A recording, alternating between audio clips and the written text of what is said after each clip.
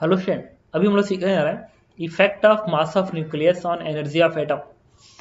Effect of mass of nucleus on energy of atom.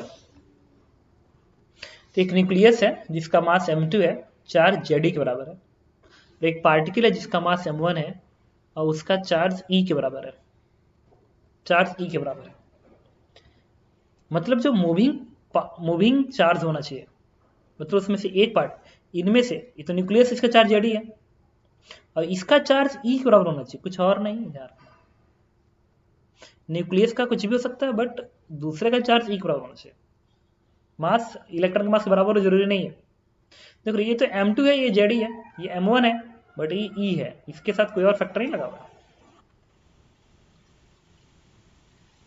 Okay, एक काम करते हैं, लिख ही लेते हैं। इसको Z1 मान लिया, इसको Z2 मान लिया। जो घूम रहा है उस पर Z2E के बराबर चार्ज है। जब चार्ज है Z2E, Z2 कोई नंबर है,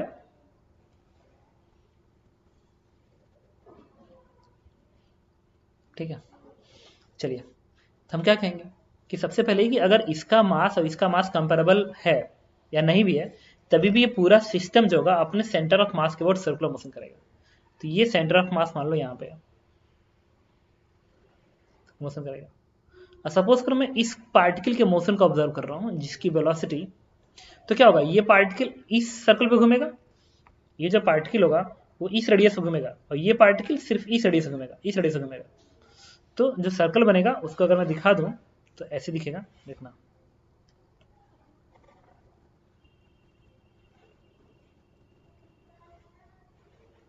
देखना इसका सर्कल ये है और इसका जो सर्कल है ये सेंटर ऑफ मास है ना, तो ये इस दूरी पे घूमेगा, इस दूरी पे। तो इस दूरी को अगर और मैं कम कर दूं,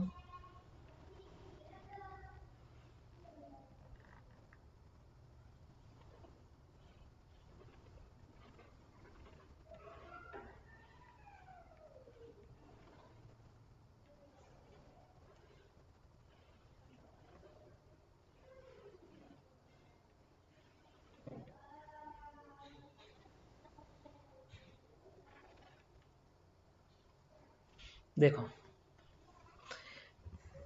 ये जो पार्टिकल है,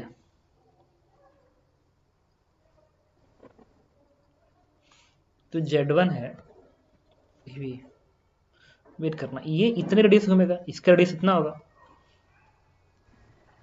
इसको मैं दोबारा बनाता हूँ। देखिए मैंने डायग्राम दोबारा बना दिया। ये m2 है, ये m1 है, 20 की दूरी r के बराबर है, सेंटर ऑफ मास यहाँ पे कहीं होगा। तो ये जो m1 है वो इतने रेडियस से घूमेगा, इतने रेडियस से घूमेगा ऐसे। m2 जो है इतने रेडियस से घूमेगा, बाइनरी स्टार सिस्टम की तरह से, याद होगा ग्रेविटेशन पढ़ाया था। अब कोई पूछे ये दूरी कितनी होगी, ये दूरी कितनी होगी, मान लो इस दूरी को पता करते हैं। ये दूरी अगर RCM है तो इसकी वैल्यू आएगी, इसको ओरिजिन मान लो, इसको ओरिजिन मान लो, तो m2 into zero, m1 into r divide by m1 plus m2। अगर इसको ओरिजिन मानते हो तो y एक्सिस ऐसे बनेगा, तो क्या बनेगा, m1 into r divide by m2 into zero divide by m1 plus m2। ये RCM बन गया। अब इस चीज को मैंने इस डायग्राम पे यहाँ बनाया, देखो यही सेंटर ऑफ मास ये वाला है और ये पार्टिकल ऐसे घूम रहा है, ये पार्टिकल ऐसे घूमेगा, तो ये पार्टिकल ऐसे घूमेगा, डायमेट्रिकली अपोजिट घूमेंगे, ये ऐसे V2 दिखा दिया। तो ये पार्टिकल ऐसे घूम रहा होगा और ये ऐसे घूम रहा होगा, देखो इस तरीके से। तो जब ये ऐसे जाएगा तो इधर जाएगा ऐसे, ऐसे हमेशा डायमेट्रिकली अपोजिट रहेंगे, हमेशा डायमेट्रिकली अपोजिट रहेंगे और वो लाइन सेंटर ऑफ मास से पास करेगी। ग्रेविटेशन का कॉन्सेप्ट है, याद आ रहा तुम्हें, जो बाइनरी स्टार सिस्टम मैंने पढ़ाया था, एकदम सेम है, ठीक है। अब चलो किसी भी पार्टिकल के मोशन की बात कर लेते हैं। इस पार्टिकल के मोशन की बात करते हैं। इस पार्टिकल पे तो टुवर्ड द सेंटर फोर्स आएगा mb, वो इलेक्ट्रोस्टैटिक फोर्स होगा कितने का, k, q1 q2, k की जगह पे 1/4 pi epsilon not, 1/4 pi epsilon not k q1 q2 z1e into z2e divide by k q1 q2 divide by r square, 20 की दूरी।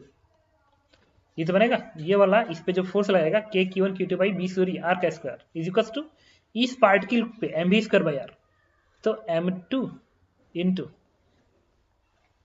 बी स्क्वायर बाई आर करो या एम आर ओमेगा स्क्वायर करो, बात तो एक ही है, एम आर ओमेगा स्क्वायर कर लेते हैं, क्योंकि ओमेगा तो जो इस पार्टिकल का होगा ओमेगा इस पार्टिकल का भी वही होगा, क्योंकि डायमेट्रिकली अपोजिट है ना, ऐसे घूम रहा है ऐसे घूम रहा है ऐसे, तो ओमेगा तो दोनों का सेम होगा, तो एम आर ओमेगा स्क्वायर कर लो, और आर की जगह पे ये दूरी लिखेंगे क्योंकि सेंटर ऑफ मास ही है ना, तो सर्कम मोशन इस दूरी के अबाउट हो रहा है, तो आर ये है, तो m1 मतलब आर सी ओमेगा स्क्वायर लिखेंगे, तो m1 into R divide by m1 plus m2 M R into omega square.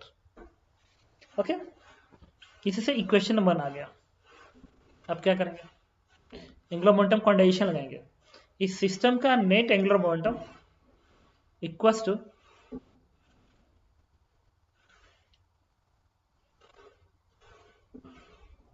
NH upon 2 pi, angular momentum क्या आएगा, इस पार्टिकल के एंगुलर मोमेंटम और इसका एंगुलर मोमेंटम, सीधे नेट आई ओमेगा कर ले, नेट आई ओमेगा, तो नेट आई में सेंटर ऑफ मास को लिखना नेट आई, तो नेट आई कितना आएगा, नेट आई की वैल्यू आएगी, अच्छा एक चीज, ये जो m1 m2 अपन m1 प्लस m2 है ना, इसको एक नया नाम दे दिया, let's m1 m2 divide by m1 plus m2 जो आ रहा है, इसको एक नाम दे दिया, this is reduce mass mu, इसके पे म्यू लिख सकते हो, इक्वेशन क्या बन गया 1/4 pi epsilon naught z1 z2 e square divide by R square equals to mu R omega square. देखो इसको मैंने m1 m2 अपन m1 प्लस m2 की म्यू मान लिया, अब इसको इक्वेशन नंबर 1 लिख लो, this is equation number 1। Okay, अब बात करेंगे angular momentum equals to NH upon 2 pi, तो नेट आई लिखेंगे, तो इस पार्टिकल का आई इसके बाद क्या बनेगा एम आर स्क्वायर, तो m2 इंटू आर स्क्वायर, इस दूरी का स्क्वायर मतलब इस दूरी का स्क्वायर, इसका आएगा m2 m1 r अपन m1 प्लस m2 का होल स्क्वायर, m2 r स्क्वायर प्लस m1 इंटू इस दूरी का स्क्वायर, ये दूरी कितनी आएगी, तो पूरे r में से इस दूरी घटाओगे तो हो जाएगी कितनी, वो आती है m2 r अपन m1 प्लस m2 आएगा का होल स्क्वायर, ये बन गया नेट आई। इसके अबाउट मोमेंट ऑफ इनर्शिया लिख लिया, this is net I, I into omega होता है एंगुलर मोमेंटम। हम पाते हैं कि बाइनरी स्टार सिस्टम में अगर m1 है m2 है ये r है, इसको सिंपलीफाई करोगे ना तो ये कन्वर्ट हो जाएगा इसमें, ये बनेगा m1 m2 divide by m1 plus m2 mu R omega square में कन्वर्ट हो जाता है, इसमें आता है, तो यही तो वैल्यू म्यू है, इसको लिख सकता हूँ म्यू आर ओमेगा स्क्वायर, मतलब जो एंगुलर मोमेंटम होता है इस पूरे सिस्टम का होता है म्यू आर ओमेगा स्क्वायर। दो पार्टिकल के सिस्टम का एंगुलर मोमेंटम क्या होगा सेंटर ऑफ मास के रिस्पेक्ट में म्यू आर ओमेगा स्क्वायर, ये बनेगा म्यू आर ओमेगा स्क्वायर, तो angular momentum is mu R omega का square and that is equal to NH upon 2 pi. बहुत कंडीशन वैलिड है। अब इस दो इक्वेशन को सॉल्व करो, आंसर आ जाएंगे। चलो सॉल्व करते हैं, देखो कितना है। देखो इसको सिंपलीफाई करने के बाद इस दो इक्वेशन को सॉल्व करते हो, इसको तो आर की वैल्यू इतनी आती है, अब naught H square pi square N square upon z1 z2 into mu. अब क्या करो, m ऊपर मल्टीप्लाई कर दो और नीचे भी m मल्टीप्लाई कर दो। अब ये जो वैल्यू होती है ना, ये जो वैल्यू होती है यही तुम बोहर रेडियस बोलते हो a0 के बराबर, जो की वैल्यू होती है 0.53 एंगस्ट्रॉम। तो इससे r का जो एक फॉर्मूला बनता है, this is a0 n square upon z1 z2 bracket में m अपन म्यू। यहां पे m ने इलेक्ट्रॉन का मास से रिपीट कर रहा हूं, ये इलेक्ट्रॉन का मास है m, इसको ऐसे लिख लिया। बड़ा इंपॉर्टेंट फॉर्मूला ध्यान रखना। अब r आ गया तो आप चाहें तो इस ओमेगा को निकाल सकते हैं। देखो r आ गया, यहाँ पे एक बार r का फॉर्मूला आ गया ना, तो अब आप क्या करो, इस r को उठाओ यहां रख दो तो ओमेगा आ जाएगा। ठीक है, एक और बात, ओमेगा आ गया, उसके बाद इस पूरे सिस्टम की एनर्जी की बात करनी होती है। तो जब पूरे सिस्टम की तुम एनर्जी की बात करते हो ना, तो काइनेटिक एनर्जी आएगी। काइनेटिक एनर्जी क्या आएगी, half ICM omega square. Kinetic energy value आएगी हाफ ICM ओमेगा स्क्वायर। तो ओमेगा आ चुका है, रख दोगे, और ICM moment of inertia that is mu R square, ये बनेगा। काइनेटिक एनर्जी की वैल्यू आ गई। पोटेंशियल की वैल्यू क्या होगी, के Q1 Q2 बाई आर। तो के की जगह पे 1/4 पाई एप्सिलॉन नॉट, नेगेटिव बनेगा, इलेक्ट्रॉनिक बराबर चार्ज है, माइनस चार्ज है, तो के Q1 Z1E इंटू Z2E के Q1 Q2 अपान 20 की दूरी क्या है, आर है। ये पोटेंशियल बन गई, आर की वैल्यू उठा कर रख दोगे, वैल्यू आ जाएगी। टोटल एनर्जी कितनी आएगी, इनको जोड़ के आएगी। अच्छा, हम पाते हैं कि जोड़ने के बाद जब पूरी वैल्यू आती है फाइनली, मैं उसके यहाँ लिख रहा हूँ, आपको उसे याद करना पड़ेगा, ठीक है। तो देखिए,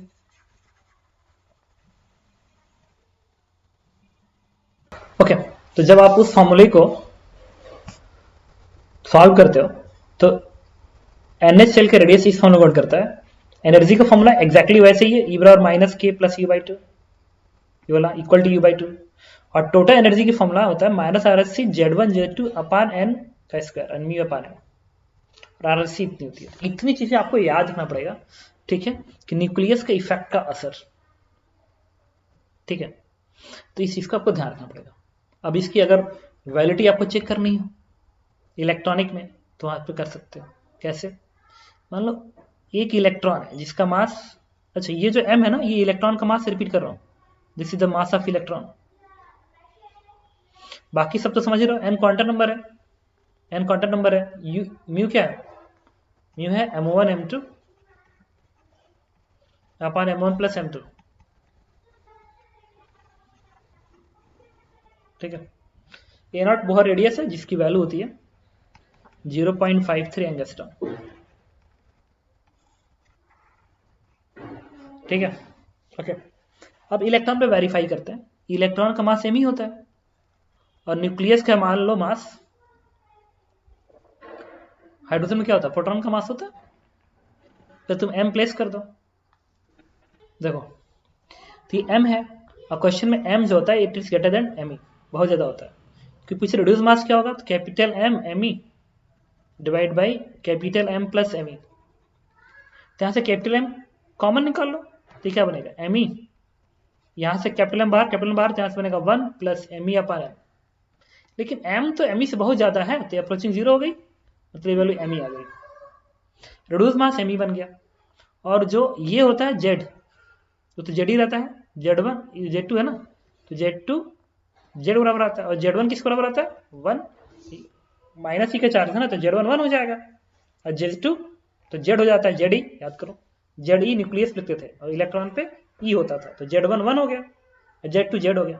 वैल्यू प्लेस करो, इसमें रखो R में, तो R का फॉर्मूला क्या आएगा, ए naught N square Z1 Z2, देखो Z1 1 Z2, ये Z1 क्या, और M E upon mu, mu M ई है, तो एम ई से एम ई कट गया, आगे formula A naught N square by Z, यही होता था।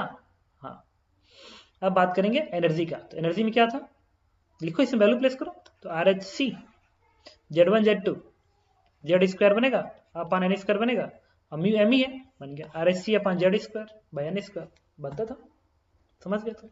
तो कैसे अप्लाई करना है तुम इससे ये भी समझ गए, ठीक है, जैसे क्वेश्चन करता है। चलिए, चलो, कह रहा है कि a positronium atom is a system that consists of a positron and electron that orbit. Find radius of first cell and energy of first level. मतलब फर्स्ट लेवल की एनर्जी चाहिए, फर्स्ट सेल का रेडियस चाहिए। तो positronium atom है, consist of positron and electron, तो बना लो, ये इलेक्ट्रॉन है जिसका चार्ज E है, मास me के बराबर है, और दूसरा क्या, पॉजिट्रॉन जो होता है वो इलेक्ट्रॉनिक चार्ज के ही बराबर होता है, बशर्ते फर्क क्या होता है, चार्ज पॉजिटिव आता है, और मास एग्जैक्टली me के बराबर होता है। पॉजिट्रॉन है तो मास, पॉजिट्रॉन का मास और इलेक्ट्रॉन का मास सेम होता है, चार्ज बस उल्टा होता है। Positron is anti particle of electron, एक तरह से कहोगे तो, ठीक है। पॉजिट्रॉन का मास इलेक्ट्रॉन के मास के बराबर होता है, और चार्ज इलेक्ट्रॉन के चार्ज का रिवर्स होता है। बना दिया डायग्राम। अब आपको क्या निकालना है, रेडियस का फॉर्मूला लिखते हैं, this is a naught N square upon Z1 Z2 m upon mu, यही था ना, एम ई अपान म्यू, देखो फॉर्मूला चेक कर लो, एम ई अपान म्यू था, और एनर्जी का भी फॉर्मूला लिख लो यहीं पे। अच्छा, इसमें ये म्यू अपान एम ई है एनर्जी के फॉर्मूले में, ये था। ठीक है, अब चलो एनर्जी का फॉर्मूला क्या था, वही आर एस सी की वैल्यू -13.6 होती है, तो -13.6 Z1 Z2 अपान एन का होल स्क्वायर, ये उल्टा आता है, म्यू अपान एम ई आता है। वैल्यू प्लेस करो। अच्छा चलो Z1 किसके बराबर है, अच्छा ये भी 1 है ये भी 1 है, देखो प्लस ई माइनस ई, तो Z1 बराबर Z2 बराबर क्या आएगा, 1 आएगा। म्यू किसके बराबर होगा, म्यू होगा एम ई M1 M2 अपान M1 प्लस M2, तो M E into M E divide by M E plus M E, तो वैल्यू क्या आ गई, एम ई बाई 2 आ गई। उठा किस में रखो, तो आर की वैल्यू क्या आ गई, A naught N square, N 1 है ना, फर्स्ट सेल का रेडियस चाहिए, Z1 Z2 1:1, और mu upon M E upon mu, M E by 2 है तो 2 का टर्म ऊपर चला जाएगा, वैल्यू क्या आ गई 2 A naught, it is 2 into 0.53 angstrom, and this is answer. Energy निकालना है, क्या करेंगे, -13.6 Z1 Z2 1 इंटू 1 तो 1 बनेगा, एन स्क्वायर एन अगेन 1 है अगेन 1 है तो 1 स्क्वायर बन गया, म्यू एम ई बाई 2 नीचे एम ई इट इज 1/2, तो वैल्यू क्या आ गई माइनस इतना electron volt, this is answer. ठीक है, एक क्वेश्चन और कर लेते हैं, क्वेश्चन 2। ओके, इस क्वेश्चन में क्या रहा है देखिए कि a particle known as mu meson has the charge equal to that of electron and mass इतना time the mass of electron, it move in circular orbit of nucleus। मतलब इस तरीके से अगर बना लें तो इसका चार्ज क्या है, इक्वल टू इलेक्ट्रॉन, मतलब माइनस ई के बराबर है, अब मास किसके बराबर है, 200 times of mass of electron के बराबर है, तो 200 एम है, लिख लिया। फिर क्या कर रहा है, orbit in around a nucleus of charge 3, तो यहाँ का चार्ज क्या है -3 के बराबर है, इसका मास कैपिटल है मान लो। ठीक है, take the mass of nucleus to be infinite, इसका मास बहुत ज्यादा है, assuming that Bohr theory is valid, मतलब क्वेश्चन में कैपिटल एम जो है वो बहुत ही ज्यादा है कंपेयर टू 208 एम से बहुत ज्यादा है। कह रहा है derive the expression for the radius of nth Bohr orbit, ये पार्ट के लिए रेडियस का फॉर्मूला लिखेंगे, क्या था, A naught N square by Z1 Z2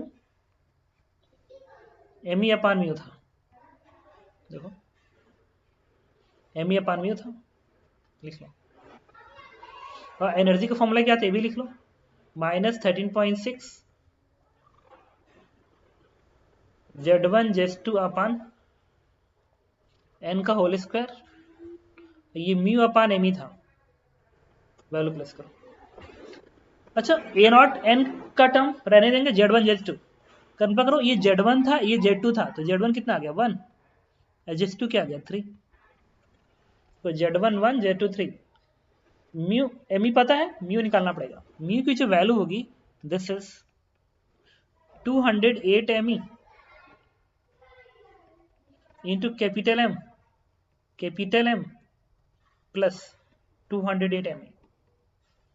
अब यहां से कैपिटल एम कॉमन निकाल लो, तो क्या बनेगा 208 एम ई डिवाइड बाई, यहां से आएगा 1, एम कॉमन निकाल रहा हूँ, तो यहां से बनेगा 1 plus 208 M E divide by capital M, but capital M तो 200 एम से बहुत ही ज्यादा है, तो ये अप्रोचिंग 0 हो गई, ये वैल्यू क्या आ गई 208 एम ई आ गई, इसका मतलब जो म्यू है वो 208 एम ई के बराबर है, तो वैल्यू प्लेस करें इसमें, अभी आर आ जाएगा, देखिए तो आप म्यू को यहाँ पे लिख लेंगे, म्यू को यहाँ लिखना था कहीं 208 एम ई, इसको इरेज कर देता हूँ, चलो वैल्यू प्लेस करते हैं, ये क्या आएगा ए naught N square Z1 Z2 3 आएगा, एम ई किस एम ई तो एम ई रहेगा, म्यू की जगह पे क्या बनेगा 208 एम ई, तो एम ई से एम ई कट गया, तो वैल्यू क्या आ गई A naught N square divide by, multiply कर दो 8 त्रिक 24 इंटू इतना एंगस्ट्रम आंसर आ जाएगा। ए नॉट की वैल्यू क्या होती है 0.53 एंगस्ट्रम, तो प्लेस कर लो एंगस्ट्रम में लिखेंगे 0.53 एन स्क्वायर अपॉन 624 एंगस्ट्रम, ये रेडियस है, ये आंसर मिल गया। अब इसका बी पार्ट क्या कह रहा है, देखिए इसका बी पार्ट कह रहा है कि find the value of N for with the radius of the orbit in approximately the same as that of the first orbit of the atom of hydrogen atom. मतलब कि एन की value क्या होनी चाहिए, इस एन की value क्या होनी चाहिए ताकि फर्स्ट ऑर्बिट के रेडियस के बराबर उस ऑर्बिट का रेडियस हो, हाइड्रोजन एटम के फर्स्ट ऑर्बिट का। तो ये जो फॉर्मूला आ रहा है 0.53 एन स्क्वायर डिवाइड बाई 624 आ रहा है, एक्चुअल में हाइड्रोजन का फर्स्ट ऑर्बिट की वैल्यू होती है 0.53 एंगस्ट्रॉम होती है ना, कैंसिल आउट कर लो, इससे एन स्क्वायर की वैल्यू क्या आ गई, जैसे 624, तो एन की वैल्यू क्या आएगी, तो ये वैल्यू कितनी आएगी, दिस वैल्यू इज अप्रोक्सीमेट 25, 625 होता है, 625 होता है, तो एन इज अप्रोक्सीमेट 25, आंसर मिल गया। सी पार्ट कह रहा है find the wavelength of radiation emitted when the mu meson jump from third orbit to first orbit.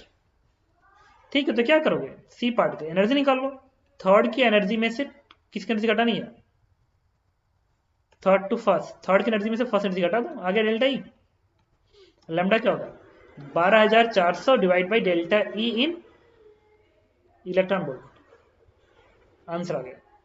ठीक है, और ये डेल्टा ई कैसे निकलेगा, इस फॉर्मूले में प्लेस कर देना वैल्यू, आपको आंसर मिल जाएगा। ओके, तो आप समझ गए होंगे न्यूक्लियस का इफेक्ट, तो बहुत ही अच्छा आपको मैंने बताया, ये फॉर्मूले आपको इंपॉर्टेंट है, बहुत ही ज्यादा रटना है, और इसके हेल्प से आपके सारे के सारे क्वेश्चन हो जाएंगे। Okay, thank you.